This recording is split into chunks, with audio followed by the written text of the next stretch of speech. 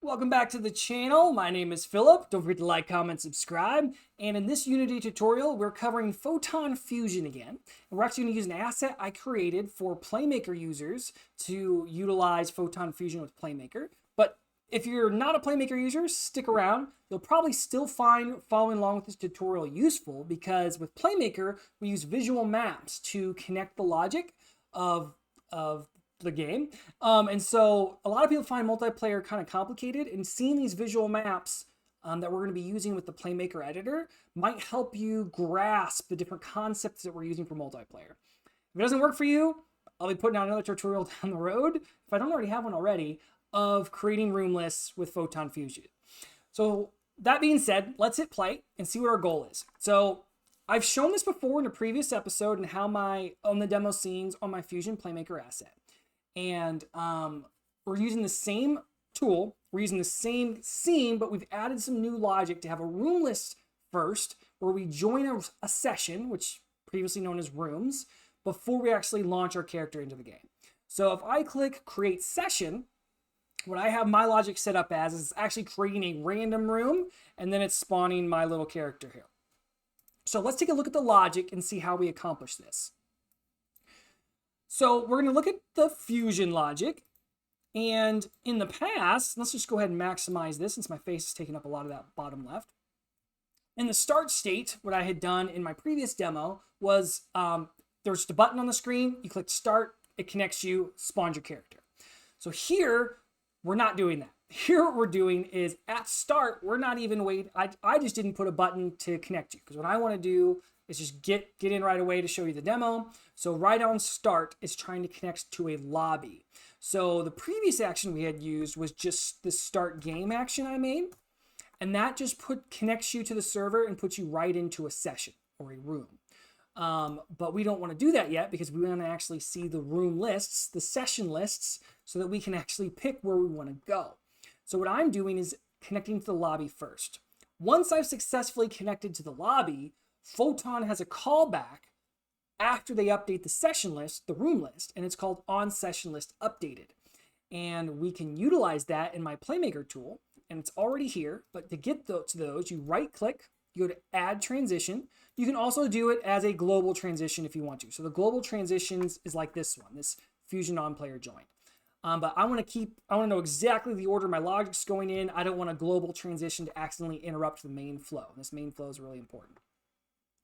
So you right click, add transition, go to custom events, go to Fusion, and then here we can see on session list updated. So once the session list is updated, this transition will fire. And then what it's going to do is it's going to destroy something. And what it's destroying is all the children in this content game object, because we need a place to actually display the room list information. And so it's going to be displayed right here. It's in part of a scroll view. So it's going to get any children in this content object and destroy it. The reason we do that is, well, what if we've already displayed the room list once?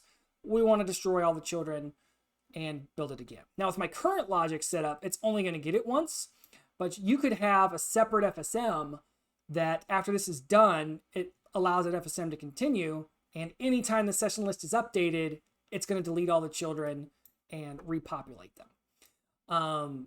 You may not want to do that though, because depending on how many rooms are getting updated, that session list might be refreshing so often that the player is not able to click any of the buttons. So maybe put some type of timer on it to where it won't actually update the list except for every 5 seconds or something. All right, so once it destroys all those children, it's now going to get the session list as an array. Now what it's going to be doing is, here's the array, is it's going to be saving these sessions, the session info, into scriptable objects. I don't think that, I don't have it set up to where you can actually create a version of it, but this is the information that gets stored in the scriptable object about the session. Is it open? Is it valid? Meaning like it's still a running session. Is it visible? Meaning it should be displayed in the room list.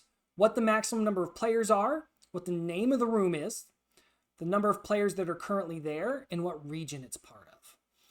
All important information to get. It all gets stored in the scriptable objects to make it real easy for Playmaker to handle it. And so what's going to happen is it's going to put all those sessions and those scriptable objects into this array. And then it's going to iterate through the array I don't like the array get next function because sometimes, or the array get next action, sometimes it's unpredictable. So I just use array get, and I have it started at an index variable, and I set that index variable to 0. And then after I get the thing that I want and store it, I go ahead and add 1 to the index. So the next time I come in, it gets the next index.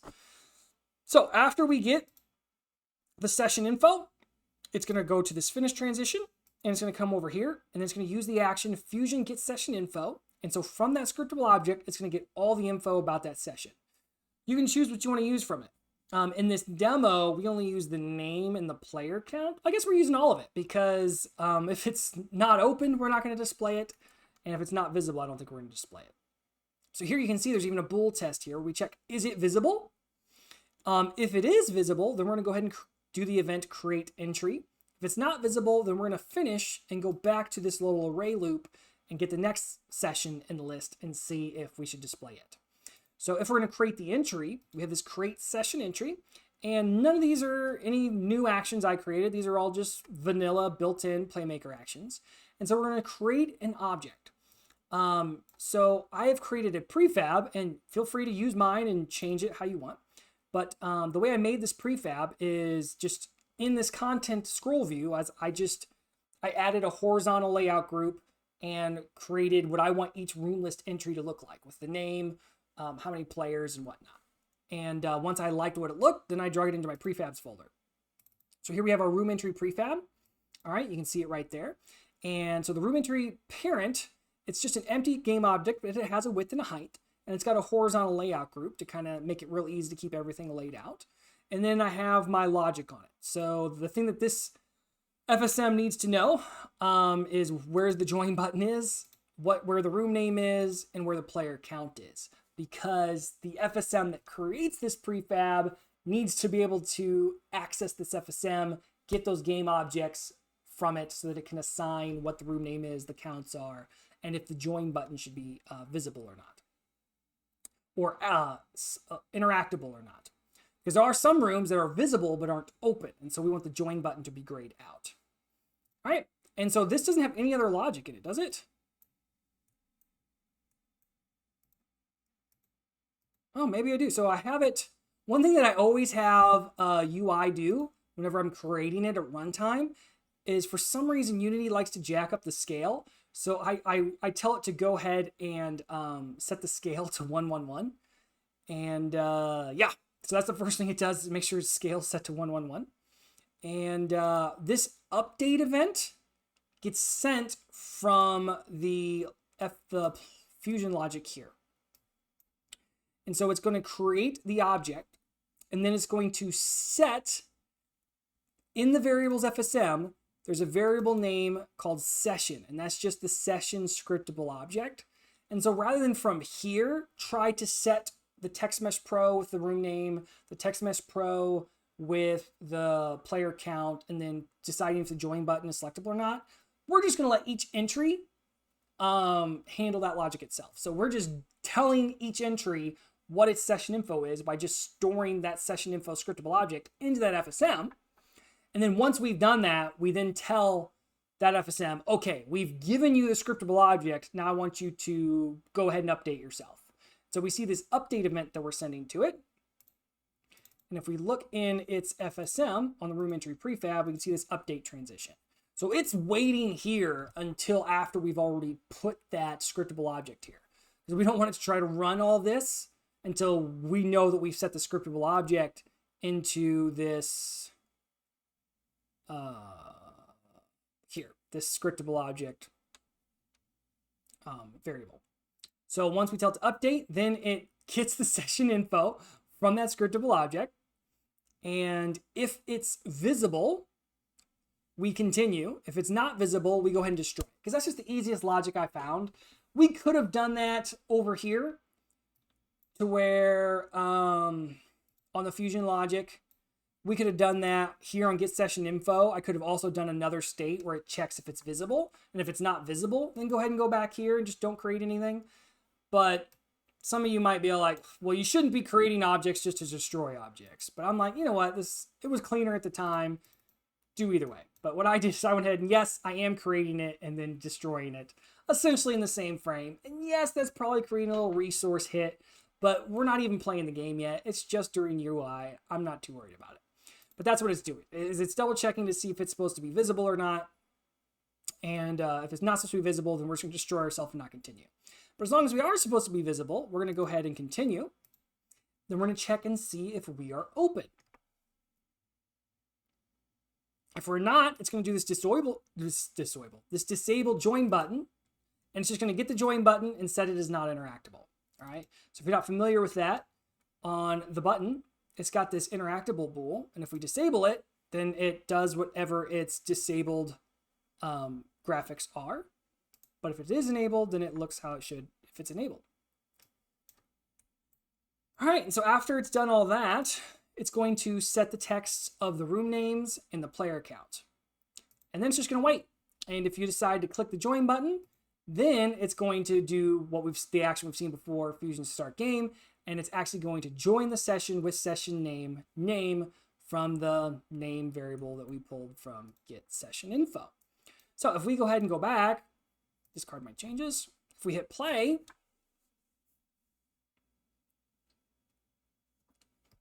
and we follow the logic, we can see that it's gone through the whole deal, but we can see that our session list is empty because there's no open sessions right now.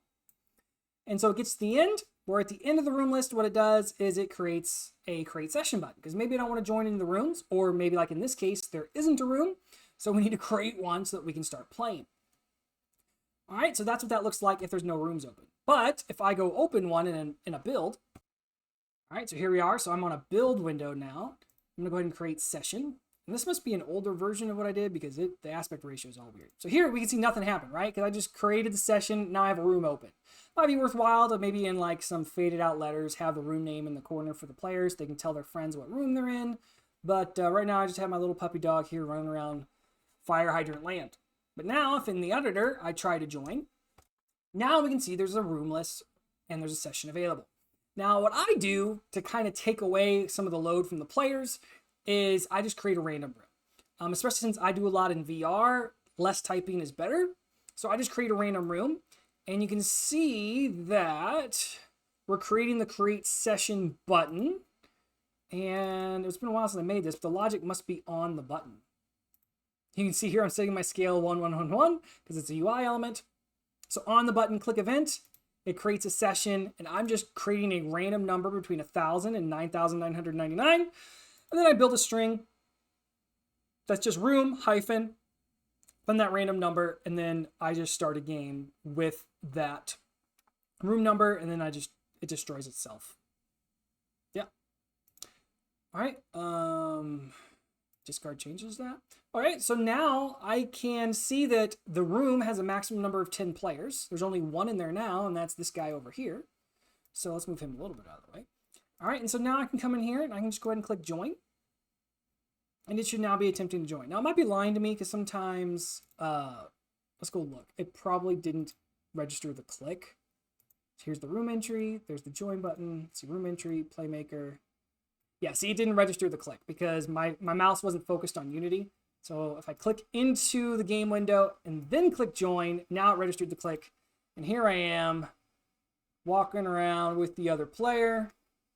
All this done with Playmaker, and you can see, I didn't actually show multiplayer in any other demos. Here we can see it is working. So that's how you do a room list in Fusion. I hope this was helpful for you. Don't forget to like, comment, subscribe. Comment down below what you would like to see me demo next. Until next time, thanks so much for watching.